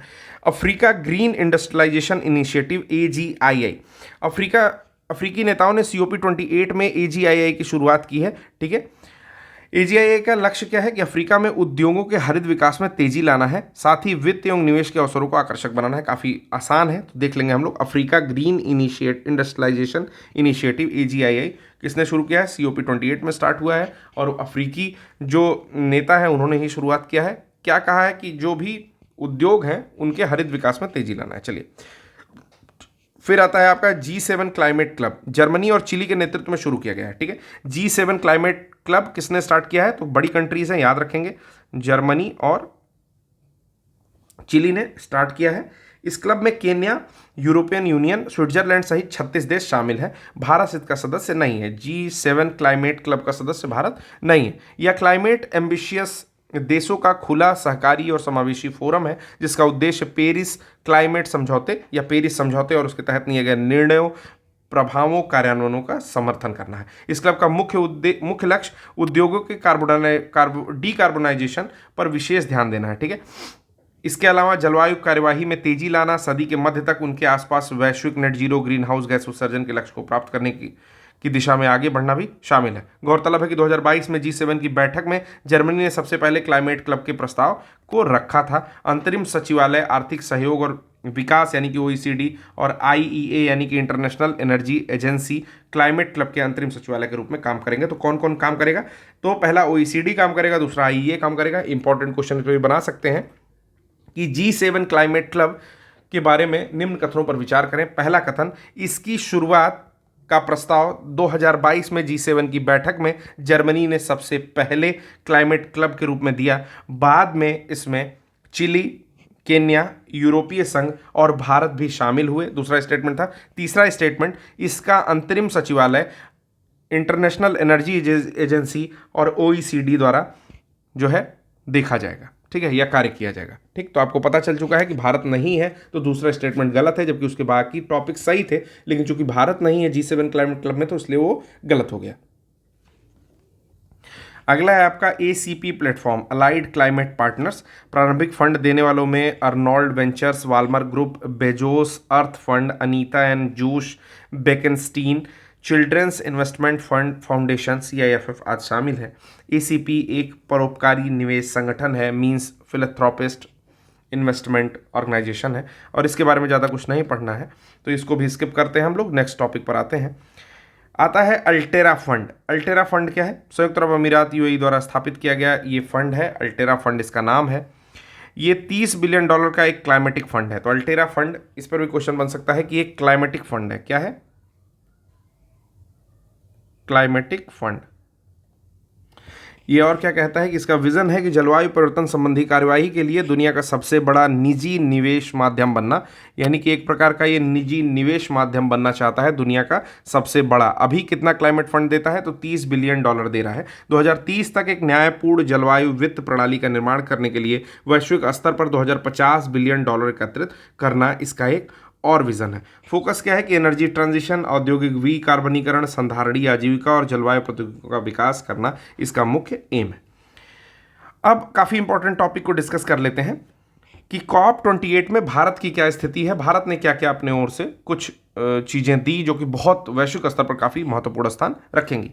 तो पहला तो ये है कि ग्लोबल साउथ की चिंता को उठाया। ठीक है, ये आप जब मेंस लिखोगे तो इस पॉइंट को डाल सकते हो कि भारत जो है अभी हाल ही में जैसे मान लीजिए कि नॉर्थ वर्सेस साउथ का कुछ आता है या ईस्ट वर्सेस वेस्ट का कुछ आता है, तो उसमें आप कह दोगे कि ग्लोबल साउथ की चिंताओं को उठाता है और विकासशील देशों को जल्द से जल्द जलवायु वित्त उपलब्ध कराए जाने की आवश्यकता पर भी जोर देता है, यानी कि क्लाइमेट फंड या फाइनेंशियल थोड़ा सा हेल्प करने के लिए क्लाइमेट से रिलेटेड चीज़ों को उठाता है। ग्लोबल साउथ वर्ड जो है ये आप याद रखेंगे। ठीक है, तो इसमें सबसे पहला जो भारत काम करता है वो करता है लीड IT 2.0। क्या नाम है? Lead IT 2.0। ठीक है, पूरा नाम क्या है कि leadership group for industry transition. IT मतलब इंडस्ट्री ट्रांजिशन 2.0 को स्टार्ट किया है। क्या क्या कहता है इसके अंतर्गत? कहता है कि समावेशी यानी कि इंक्लूसिव और जस्ट इंडस्ट्री ट्रांजिशन। पहला इस पर ध्यान केंद्रित करता है कि inclusive and just industry transition. दूसरा है निम्न कार्बन उत्सर्जन वाली प्रौद्योगिकियों का विकास और हस्तांतरण, मतलब ऐसी सारी टेक्नोलॉजी जिसमें लो कार्बन इमिशन होता है उसको विकसित करने का लक्ष्य है। और दूसरा, अगर किसी के पास है तो हमें ट्रांसफर करें, ठीक है, या हमारे पास होगा तो हम ट्रांसफर कर देंगे। तीसरा, विकसित देशों से उभरती अर्थव्यवस्था में प्रौद्योगिकी हस्तांतरण, कि जो भी डेवलप्ड कंट्रीज हैं उनसे हम लोग काफ़ी टेक्नोलॉजीज चाहते हैं कि आप तो डेवलप हो चुके हो, आप बहुत सारा जो है वैश्विक एमिशन कर देते हो, कार्बन डाइऑक्साइड का एमिशन करके डेवलप हो गए हो, तो आपको वो सारे स्टेप्स मालूम है जिससे अब आप न्यूनतम इमिशन करने की ओर हो, तो वो सारी टेक्नोलॉजीज हमको ट्रांसफर कर दो। लीड आईटी के प्रथम चरण की शुरुआत 2019 में भारत और स्वीडन ने संयुक्त राष्ट्र जलवायु कार्यवाही शिखर सम्मेलन में की थी, ठीक है। दूसरा है ग्रीन क्रेडिट प्रोग्राम की शुरुआत के रूप में मेजबानी भी किया भारत ने। ग्रीन क्रेडिट पहल के मुख्य उद्देश्य समुदाय, निजी उद्योग और व्यक्तियों द्वारा स्वैच्छिक पर्यावरणीय कार्यवाहियों को प्रोत्साहन करना था। फिर उसके बाद मैंग्रोव अलायंस फॉर क्लाइमेट, ये इंपॉर्टेंट है, दूसरा वाला टॉपिक हम लोग इसको स्किप करेंगे, तीसरा टॉपिक हम लोग पढ़ेंगे। तीसरा टॉपिक इंपॉर्टेंट है, क्या कहता है, भारत ने COP28 में mangrove alliance for climate, MAC, क्या नाम है, मैक, ठीक है, मैक यानी कि मैंग्रोव अलायंस फॉर क्लाइमेट की मंत्री स्तरीय बैठक में भाग लिया। मैक का उद्देश्य क्या है कि वैश्विक स्तर पर जो भी मैंग्रोव की पारिस्थितिकी है, जो मैंग्रोव इकोसिस्टम है, उसके संरक्षण, उसको प्रोटेक्ट करें, पुनरुद्धार करें, यानी कि रीजनरेट करें उसको, और वृक्षारोपण में वृद्धि के प्रयासों में तेजी लाएं, यानी कि एफॉरेस्टेशन को तेज करना है। इसकी शुरुआत COP27 के दौरान इस UAE और इंडोनेशिया द्वारा की गई थी और भारत भी इसका सदस्य है। यानी कि मैक पर अगर क्वेश्चन पूछता है तो आप ये बताएंगे कि UAE और इंडोनेशिया द्वारा इसकी शुरुआत COP27 में ही की गई थी, 28 में नहीं की गई थी, और भारत इसका सदस्य है। उसके साथ साथ जो है मैंग्रोव पारिस्थितिकी, यानी कि मैंग्रोव जो भी आपका इकोसिस्टम है उसको बढ़ाना है, रीजनरेट करना है, और वृक्षारोपण यानी कि एफॉरेस्टेशन में भी तेजी करनी है। फिर GCRA भी शुरुआत किया गया है भारत के नेतृत्व में, ग्लोबल रिवर सिटीज अलायंस को शुरू किया गया है। काफ़ी इंपॉर्टेंट है एग्जामिनेशन पॉइंट ऑफ व्यू से, मैं इसको 2 स्टार मार्क देता हूँ, 3 स्टार मार्क्स देता हूँ, इसको देता हूँ 2 स्टार मार्क, ठीक है। काफ़ी इंपॉर्टेंट है, GCRA पर क्वेश्चन पूछ सकता है, ध्यान से देखिएगा।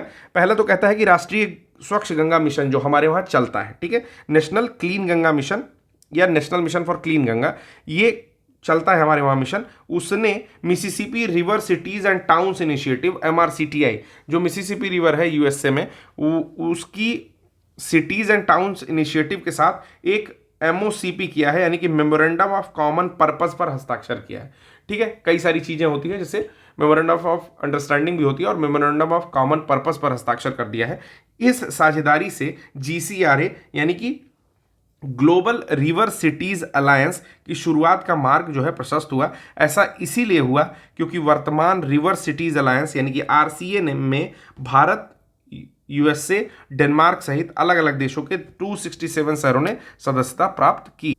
अब RCA यानी कि रिवर सिटीज अलायंस की तर्ज पर ही GCRA आ रहा है, ग्लोबल रिवर सिटीज अलायंस। इसमें कौन कौन जो है संस्थाएं, किनको भूमिका दी गई है, सेक्रेटरी या सचिव की भूमिका दी गई है। तो पहला है आपका जल शक्ति मंत्रालय, उसके तहत जो है National Mission for Clean Ganga या National Mission for Clean Ganga के तहत दी गई है। और दूसरा महुआ मंत्रालय यानी कि आवासन और शहरी कार्य मंत्रालय, ministry of housing and urban affairs के तहत जो है NIUA न्यूआ को दी गई है, राष्ट्रीय नगर कार्य संस्थान को, ठीक है। तो ये भी काफ़ी इंपॉर्टेंट था। फिर आता है नेशनली डिटरमाइंड कॉन्ट्रीब्यूशन NDC जो है, इसमें कुछ चीज़ें पढ़ लेंगे, केवल इंपॉर्टेंट चीज़ें पढ़ेंगे। क्या है, UNFCCC सचिवालय ने पेरिस समझौते के तहत NDC पर एक सिंथेसिस रिपोर्ट जारी की थी, जो हमने शॉर्ट में भी देखा, ठीक है। इसमें कुछ बिंदु हैं कि जैसे जो पूरा विश्व है वो आपका पेरिस समझौता जो हुआ था उसमें जो निर्धारित लक्ष्य थे उसके हिसाब से पर्याप्त प्रगति नहीं कर रहा है, ठीक है। तो इसको लेकर के जो उत्सर्जन की सीमाएं हैं वो बढ़ती जा रही हैं। जैसे सपोज करो कि 2015 में ऐसा कहा गया कि आप 2020 तक, बस एग्जांपल दे रहा हूँ एक ऐसे ही मन से बना करके, कि 2015 में ये कहा गया कि 2020 तक आप 2 टन टोटल CO2 का उत्सर्जन कम कर देंगे, ठीक है। और आपने क्या किया, नहीं कर पाए, आप 1 टन कर पाए। तो अभी 2020 में जब फिर से पार्टी हो रही है तो 2025 के लिए लक्ष्य रखा जा रहा है कि आप अब से जो, अब तो 1 टन उसी समय का बचा रह गया, ठीक है। तो अब क्या किया जाएगा, जो भी परसेंटेज होगा उसमें पीछे का 1 टन भी तो काउंट होगा। अब 1 टन वो और आगे का 2 टन का और लक्ष्य दे रहा है, यानी कि टोटल 3 टन आपको कम करना है। तो कुल मिलाकर के परसेंटेज वाइज अगर देखा जाएगा तो वो चीज़ें इंक्रीज हो जाएंगी, बस यही कहने का मतलब है। ठीक है, तो कह रहा है कि इतने की 8.8% की बढ़ोतरी हो गई, कि पहले जितना कम करना था उससे 8.8% अब ज़्यादा जो है कम करना है। लेकिन भारत के बारे में देख लेते हैं। भारत ने 2015 में यूएनएफसीसीसी के सामने अपना पहला एनडीसी पेश किया था, नेशनल डिटरमाइंड कंट्रीब्यूशन। उसके बाद अगस्त 2022 में भारत ने फिर से एनडीसी को अपडेट किया। उपलब्धि क्या रही है भारत की, तो भारत ने अपना पिछला 2 एनडीसी जो दिया है उसको निर्धारित समय से पहले पूरा कर लिया, तो ताली आप लोग बजा सकते हैं। ठीक है, वर्ष 2005 के स्तर की तुलना में अपने सकल घरेलू उत्पाद के उत्सर्जन की तीव्रता में 2019 तक 33% की कमी भारत ने हासिल कर ली है। भारत ने विद्युत शक्ति कि अपनी संस्थापित क्षमता का 40% गैर जीवाश्म ईंधन से प्राप्त करने का लक्ष्य हासिल कर लिया है, और भारत ने ये 2021 में ही हासिल कर लिया। उसके अलावा हम लोग देखेंगे भारत का एक पंचामृत है जो उससे कुछ कुछ मिलता है, इसके बारे में थोड़ा सा जान लेते हैं। अब उससे संबंधित अवधारणा एक देख लेते हैं कि भारत का पंचामृत क्या है। पंचामृत जो है ग्लासगो में आयोजित COP26, ग्लासगो में आयोजित जो COP26 था, उस शिखर सम्मेलन में भारत ने अपनी जलवायु की प्रतिबद्धता जो था उसको 5 जलवायु कार्यवाहियों यानी कि पंचामृत की घोषणा की थी। क्या क्या है, 2030 तक जो भी नॉन फॉसिल फ्यूल से ऊर्जा क्षमता है उसको बढ़ाकर 500 गीगावाट हम लोग कर देंगे, यानी कि नॉन फॉसिल फ्यूल वाली, मतलब फॉसिल फ्यूल्स का यूज़ नहीं करेंगे। ठीक है, ना कोल का करेंगे, ना पेट्रोलियम, ना अत्यंत अन्य चीज़ों का। और इस प्रकार जो ऊर्जा क्षमता होगी हम लोग की, एनर्जी एफिशिएंसी जो होगी उसको 500 गीगावाट कर देंगे। तो पहला टारगेट तो हमने ये रखा था। ठीक, दूसरा है 2030 तक अपनी ऊर्जा आवश्यकता का 50% हिस्सा अक्षय ऊर्जा यानी कि रीन्यूएबल एनर्जी से प्राप्त करने का या पूरा करने का लक्ष्य रखा। तीसरा, 2030 तक कुल अनुमानित कार्बन उत्सर्जन में 1 बिलियन टन की कमी करना। कितनी? 1 बिलियन टन की कमी करना। 2030 तक जितना अनुमानित कार्बन उत्सर्जन था वो उसको 2030 तक अपनी अर्थव्यवस्था की कार्बन तीव्रता को 45% तक कम करना, यानी कि कार्बन इंटेंसिटी जो है उसको 45% तक कम कर लेंगे। ठीक है, और लास्ट रखा कि वर्ष 2070 तक नेट जीरो, जिसको निवल शून्य कहते हैं, उसको हासिल करना। तो ये हम लोग का पंचामृत था। पंचामृत याद रखेंगे, कभी मेंस का आंसर लिखने में ये सारी चीज़ें आपको हेल्प करेंगी। क्या क्या है कि नॉन फॉसिल फ्यूल वाला, गैर जीवाश्म वाला 500 गीगावाट क्षमता बढ़ा लेंगे, आपका कर लेंगे। 2030 तक जितनी भी ऊर्जा आवश्यकता है उसका 50% जो है नॉन रिन्यूएबल एनर्जी से आपका प्राप्त करेंगे। ठीक है, सॉरी, नॉन रिन्यूएबल नहीं, renewable energy, non conventional energy. ठीक है, अगर मैं कहीं भी बोल दिया हूँ नॉन रिन्यूएबल नहीं, नॉन कन्वेंशनल बोलते हैं और रीन्यूएबल एनर्जी बोलते हैं, मतलब ऐसी चीज़ें जो पुनरुत्पादित हो जाएं। रिन्यूएबल एनर्जी जैसे कि solar energy, wind energy, thermal energy, sorry thermal नहीं, टाइडल एनर्जी, जियो थर्मल एनर्जी इत्यादि। ठीक है, और उसके बाद कह रहा है कि 2030 तक अपनी अर्थव्यवस्था की कार्बन तीव्रता को 45% तक कम करना है। तो ये पांचों ये घोट के पीछे यार। ठीक है, आ जाओ फिर एनडीसी में क्या क्या किया था। इंडिया का एक टेबल बना हुआ है, बहुत ही आसान है, आप लोग देख सकते हैं। कह रहा है कि 2030 तक का लक्ष्य जो था कि जीडीपी के संदर्भ में उत्सर्जन तीव्रता को कम करना। तो 2015 वाला जब देखते हैं तो इसमें पता चलता है कि 2005 के स्तर की तुलना में 2030 तक 30 से 35% तक कम करने का लक्ष्य रखा गया था। अपडेट जो हुआ उसमें क्या कहा गया कि 2005 के स्तर की तुलना में 45% की कम करने का लक्ष्य हमने रख दिया है, प्रतिशत की कमी कर देंगे, यानी कि 45% तक कम करेंगे। पहले क्या लक्ष्य था कि 2005 के स्तर की तुलना में 2030 तक 33 से 35% कम करेंगे, लेकिन चूंकि अभी हमने क्या किया, 2005 से 19 के बीच में ही 33% की कमी कर दी, तो अब हम लोग का लक्ष्य क्या कर दिया, बढ़ा दिया गया, 45% तक हम लोग कम करेंगे 2030 तक। दूसरा क्या है कि गैर जीवाश्म ईंधन आधारित संसाधनों से कुल विद्युत का एक निश्चित प्रतिशत हासिल करना था। लगभग 40% का लक्ष्य रखा गया 2015 में, लगभग 50% का रख दिया गया 2022 में। क्यों? क्योंकि 31 अक्टूबर 2023 को जब देखा गया तो हम लोग 43% यानी कि 40% से एक्सीड कर गए थे 2030 के पहले ही। तो हमारा लक्ष्य 2022 में क्या कर दिया गया, अपडेट कर दिया गया, इसको बढ़ा करके 50% कर दिया गया। अतिरिक्त वन एवं वृक्ष आवरण की सहायता से अतिरिक्त कार्बन सिंक का निर्माण। कार्बन सिंक ये होता है कि कार्बन को वृक्ष लगा करके किस तरह सिंक कर सकते हैं, खत्म कर सकते हैं, सोख सकते हैं। ठीक है, तो ये कितना था, 2.5 से 3 बिलियन टन था 2015 में जब बात हुई थी, तो एक लक्ष्य बनाया गया। पूर्ववर्ती एनडीसी के समान ही है, इसमें हम लोग की बहुत प्रगति जो है नहीं दिख रही है। हालांकि हम लोग इस क्षेत्र में काम कर रहे हैं, लेकिन रोड बन रही है तो पेड़ बहुत ज़्यादा कट रहा है, आपको पता ही होगा। कुछ गुणात्मक लक्ष्य हैं, तो इसमें एक अपडेटेड लक्ष्य है, बाकी सारा सेम है। क्वालिटेटिव वाला था, क्वांटिटेटिव आप अपने मन से, ठीक है, क्वांटिटेटिव हमने पढ़ लिया है, क्वालिटेटिव आप अपने मन से देख लीजिएगा। ठीक है, पहला लक्ष्य केवल पढ़ दे रहा हूं कि भारतीय परंपरा और मूल्यों के संरक्षण पर आधारित जीवन यापन के एक स्वस्थ और संधारणीय तौर तरीकों को आगे बढ़ाना। ठीक है, और अपडेट क्या हुआ है कि भारतीय परंपरा और मूल्यों के संरक्षण पर आधारित जीवन यापन के एक स्वस्थ एवं संधारणीय तौर तरीकों को आगे बढ़ाना, साथ ही इसमें जलवायु परिवर्तन की समस्या से निपटने की एक कुंजी के रूप में लाइफ, जो कि लाइफ स्टाइल फॉर एनवायरमेंट नामक एक जन अभियान को भी शामिल किया गया है, जो कि पिछले बजट में आपका आया था। ठीक है, इसके अलावा जो भी चीज़ें थी, जैसे आर्थिक विकास के इसी स्तर पर दूसरे देशों द्वारा अब तक अपनाए गए मार्ग के विपरीत जलवायु अनुकूल और स्वच्छ मार्ग को अपनाना, ये पूर्ववर्ती एनडीसी के समान ही है। उसके अलावा जलवायु परिवर्तन के प्रति बेहतर अनुकूलन क्षमता प्राप्त करना, ये भी पूर्ववर्ती के समान है। घरेलू पूंजी के साथ साथ विकसित देशों से नई एवं अतिरिक्त धनराशि जुटाना, ये भी पहले की तरह है। उसके बाद है कि आपका घरेलू फ्रेमवर्क और अंतर्राष्ट्रीय अवसंरचना का निर्माण करना, अत्याधुनिक जलवायु प्रौद्योगिकी को यथाशीघ्र अपनाने हेतु क्षमता का निर्माण करना, ये भी पहले की ही तरह है, इसमें कोई चेंज नहीं है। फिर आता है कि बाल अधिकारों और पर्यावरण पर मार्गदर्शन। अब है क्या ये कि guidance on children's right and environment. Actually है क्या कि जैसे जैसे इन्वायरमेंट प्रभावित हो रहा है ना, तो बच्चों को वो सारी चीज़ें जिनका वादा किया जाता है कि कम से कम बच्चों के साथ ऐसा खराब इन्वायरमेंट उनको नहीं दिया जाएगा, ड्रिंकिंग वाटर सेफ दिया जाएगा, ठीक है, या फिर जो भी चीज़ें हैं वो उतनी प्रदूषण युक्त नहीं होंगी, ऐसे कुछ वादे हैं जिनका समीक्षा कौन करता है? संयुक्त राष्ट्र बाल अधिकार समिति, CRC, ठीक है ना। तो United Nation children's right committee, ठीक है, ये क्या कहती है? कहती है कि बाल अधिकारों और पर्यावरण पर मार्गदर्शन एक जारी करती है कि भाई ऐसा देख लीजिए, इसको थोड़ा मैनेज करिए। है क्या ये?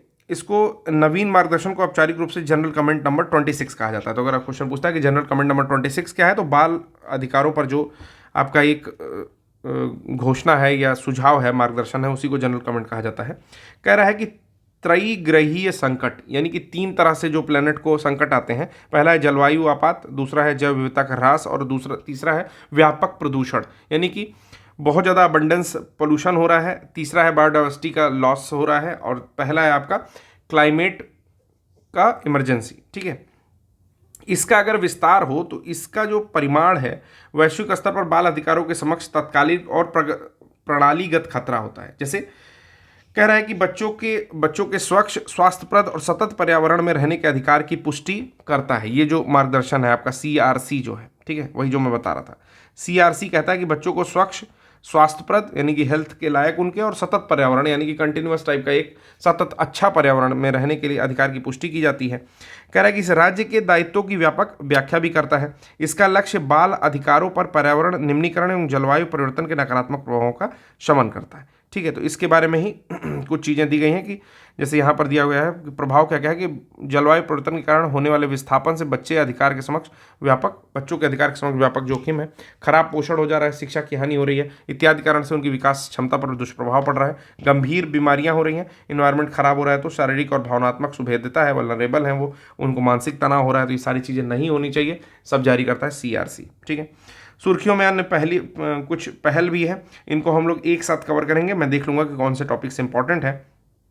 अभी मुझे एक टॉपिक दिखा है लाइफ, उसको पढ़ करके यहाँ ख़त्म करेंगे। जो भी चीज़ें मैं छोड़ रहा हूँ उनको मैं कवर कर दूंगा, निश्चिंत रहिएगा, ठीक है। तो हम देखने जा रहे हैं लाइफ, मिशन लाइफ क्या है? आपको पता है कि ministry of environment, forest and climate change, यानी कि पर्यावरण, वन और जलवायु परिवर्तन मंत्रालय ने मेरी लाइफ ऐप लॉन्च किया है। तो ये याद रखिएगा, मेरी लाइफ ऐप कौन लॉन्च किया है? तो MOEFCC ने लॉन्च किया है। क्या तथ्य है इससे संबंधित? तो जलवायु परिवर्तन से निपटने में युवाओं की भागीदारी को प्रोत्साहित करना है। क्या कर रहे हैं ये? युवाओं की भागीदारी को प्रोत्साहित कर रहे हैं और उसको सुगम बना रहे हैं, यानी कि आसान बनाने के लिए मेरी लाइफ ऐप लॉन्च किया गया है। आप देख सकते हैं प्ले स्टोर पर में भी होगा, मैंने नहीं चेक किया है, ठीक है। इसमें 5 विषय लाइफ से संबंधित कार्यों की एक श्रृंखला की भागीदारी के रूप में अनुभव प्रदान करता है। यह निम्नलिखित 5 विषयों के तहत लाइफ से संबंधित, यानी कि लाइफ स्टाइल फॉर इन्वायरमेंट इसका फुल फॉर्म होता है, कार्यों की एक श्रृंखला में भागीदारी का अनुभव प्रदान करता है। पहला है कि ऊर्जा बचाओ। पहला क्या है? ऊर्जा बचाओ। ऊर्जा को वेस्ट मत करो। कहीं बल्ब जो झूठी में जल रहा है, फैन झूठी में चल रहा है, प्रेस ऑन है, गीजर ऑन है, आप ध्यान नहीं दे रहे हो, तो ये चीज़ें मत करो। पहला तो ऊर्जा बचाओ। दूसरा है जल बचाओ। जल बचाना भी बहुत जरूरी है, क्योंकि आप देख रहे होगे, आपने अपने ही घर में अनुभव किया होगा कि सबसे पहले हैंडपंप गड़ाता था, जिसकी जो लेवल होता था वो 40 फीट के आसपास में पानी आ जाता था। अमूमन उत्तर प्रदेश के इलाके की बात कर रहा हूं मैं, ठीक है। उत्तर प्रदेश में भी आपका सदर्न पार्ट की बात नहीं कर रहा हूं, जैसे बुंदेलखंड, रुहेलखंड, इस तरह की बात नहीं कर रहा हूं। एक जनरल पूर्वांचल की बात कर रहा हूं, जहां पर 40-50 फीट पे पानी आता था, फिर धीरे धीरे वो 80, 120 हुआ, 160 हुआ, ठीक है। और आप देख रहे हो कि उस चट्टानी परत पर जहां पानी रहता रहा होगा, वो वहां से पानी दूषित हो चुका है, ठीक है। अब हम लोग क्या कर रहे हैं, सबमर्सिबल करा रहे हैं, यानी कि और गहरी पाइप को भेजा जा रहा है, सबमर्सिबल हो रहा है। सबमर्सिबल में एक मोटर अंदर फिट किया जा रहा है और फिर वहां से पानी निकाला जा रहा है। तो सोचिए कि ये संकट कैसा है, कि हो सकता है कि नेक्स्ट स्टेप उससे भी एक बार गहरा जाए, लेकिन उसके बाद क्या, व्हाट नेक्स्ट। आपके बच्चे, आने वाली पीढ़ियां पानी के लिए तरस जाएंगे। और कहा भी जाता है कि तीसरा जो वर्ल्ड वॉर होने वाला है पानी के लिए ही होगा। तो बहुत ही सावधानी से, अगर कहीं पर टैप दिख रहा है, आपकी जेब से 50-60 रुपया जाता है, ठीक है, आप उसमें टैप लगाइए। टैप नहीं लगा सकते हैं, यानी कि टोटी लगा दीजिए। टोटी नहीं लगा सकते हैं तो एक नट आता है, ठीक है, बोल्ट आता है, आप उसको खरीद के लगा दीजिए। मतलब मेरा ये अपने देश के लिए कुछ सोचो। देखो, पैसा जमा कर लोगे आप लोग, बहुत प्रगति कर जाओगे, लेकिन जो देश है ना वो आगे जाना चाहिए यार। देखो मतलब मेरे मन में तो यही रहता है। तो सबसे इंपॉर्टेंट काम ये है कि अगर आप कहीं से टोटी में से पानी गिरता हुआ देख रहे हो, तो कोशिश करो कि 2 सेकंड जो है कॉन्शियस रूप से वहां पर सोचो, खड़े हो जाओ और सोचो कि क्या करना चाहिए। अगर मन करता है तो आप उसमें टोटी लगा सकते हैं, या कोई भी ऐसी युक्ति जिससे पानी का वेस्टेज आप रोक सकें, ठीक है। फिर आया कि एकल उपयोग। हालांकि जो लड़के हैं हमारे, जितने भी लड़के लोग सुन रहे होंगे, उनको पता है कि वो जाड़े में जो है बहुत पानी बचाते हैं, ठीक है। लड़कियां तो नहीं बचाती हैं, लेकिन लड़के लोग तो प्रॉपर पानी बचाते हैं कम नहा करके, ठीक है। चलिए आगे चलते हैं कि एकल उपयोग प्लास्टिक को कम करो, कि जो सिंगल यूज़ प्लास्टिक है उसको भी थोड़ा कम करना है। रिसाइकल वाले प्लास्टिक्स का यूज़ ज़्यादा करना है। सतत खाद्य प्रणाली को अपनाओ, कि एक आपका ऐसा खाद्य प्रणाली अपनाओ जो सतत हो। फिर है स्वस्थ जीवन शैली को अपनाओ, यानी कि एक स्वस्थ जीवन शैली होनी चाहिए कि 7 बजे से पहले आप अपना बिस्तर छोड़ दे रहे हो। 4 बजे मैं नहीं कहूँगा, ठीक है, थोड़ा सा सब लोग के बस का नहीं होता, ठीक है, फिर भी चलो वो चीज़ें मैं कहना चाहता हूँ जो मैं खुद करता हूँ। तो 6 बजे से 6:30 बजे के आसपास में आप उठ जाइए गर्मी के दिनों में, ठीक है। पहले भी उठ सकते हो आप, 5 बजे के आसपास उठ सकते हो, नहा धो के आप अपना काम कर सकते हो, आप व्यायाम कर सकते हो, एक्सरसाइज कर सकते हो, ठीक है, रनिंग कर सकते हो, थोड़ा बहुत जॉगिंग कर सकते हो, पौधों को पानी दे सकते हो, दरवाजे पे झाड़ू लगा सकते हो, ठीक है। कुछ ऐसे काम जो मैनली उसमें फीलिंग्स नहीं आनी चाहिए, जो आप कर सकते हो, ठीक है।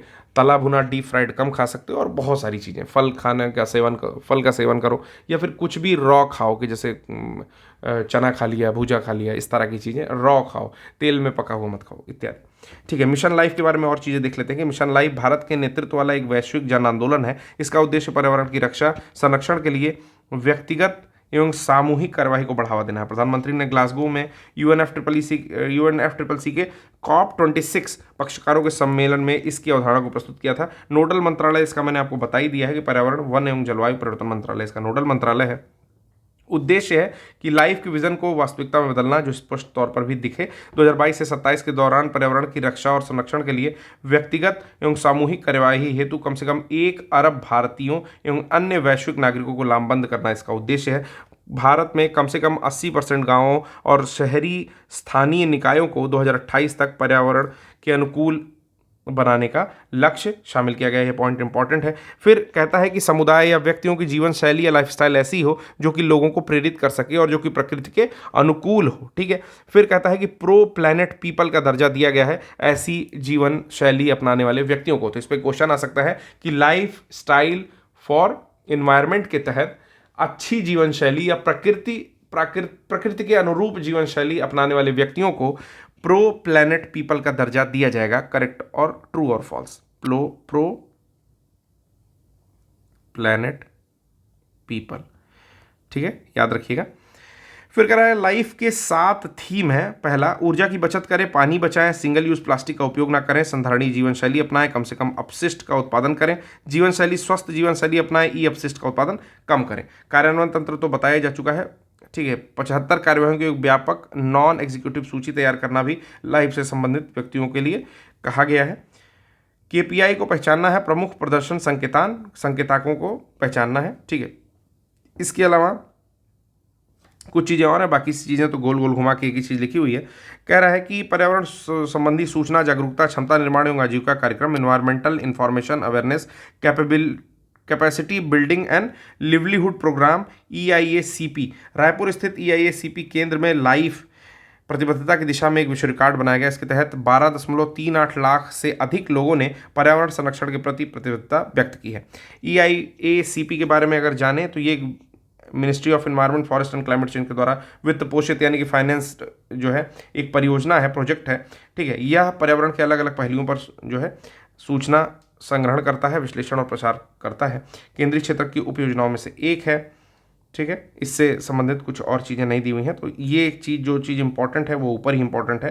ठीक है, साथ थीम इंपॉर्टेंट है, इनका उद्देश्य इंपॉर्टेंट है, और मेंस में लिखने के लिए आप लाइफ की ये सारी चीज़ें लिख सकते हैं। ठीक है, और उस व्यक्ति को क्या बोलेंगे? Pro planet people. तो आज के लिए बस इतना ही। कल अपने लेक्चर में फिर से मिलेंगे और आगे के टॉपिक्स को तेज़ी से कवर करने की कोशिश करेंगे। मैं पहले से टिक करके रखूंगा कि कौन से टॉपिक आपके एग्जामिनेशन के लिए इंपॉर्टेंट है, और एक टारगेट बना के चलेंगे कि आने वाले 10 दिन में इसको खत्म कर दिया जाए। चलिए आज के लिए बस इतना ही, धन्यवाद।